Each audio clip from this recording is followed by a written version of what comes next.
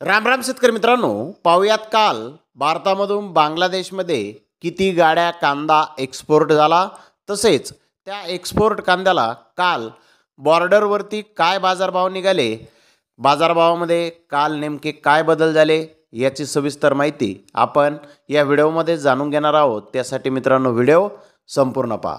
तर मित्रांनो, काल गोजेडांगा बॉर्डर येथून 34 गाड्यांचे एक्सपोर्ट ही झालेली आहे।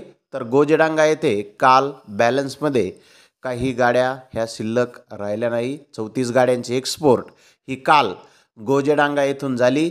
तर मेंदीपूर बॉर्डर येथे काल 40 गाड्यांची एक्सपोर्ट ही झाली। तर 7 गाड्यांचा बॅलन्स काल मेंदीपूर बॉर्डर येथे होता। मित्रांनो, अशा दोन्ही ठिकाणाहून मिळून टोटल 74 गाड्यांची एक्सपोर्ट ही काल भारतामधून बांगलादेशमध्ये झालेली आहे। बाजारभाव जर पाहिले तर काल 57 रुपयापासून 62 रुपये किलोपर्यंत बाजारभाव काल भारतीय कांद्याला बॉर्डरवरती निघालेला आहे। तर मित्रांनो, परवाच्या तुलनेमध्ये काल बॉर्डरवरती किलोमागे 2 रुपयांनी बाजारभाव हे भारतीय कांद्याचे कमी झालेले आहेत। तर धन्यवाद मित्रांनो, आपण माझा व्हिडिओ शेवटपर्यंत पाहिल्याबद्दल। व्हिडिओ आवडल्यास लाईक करा, शेअर करा।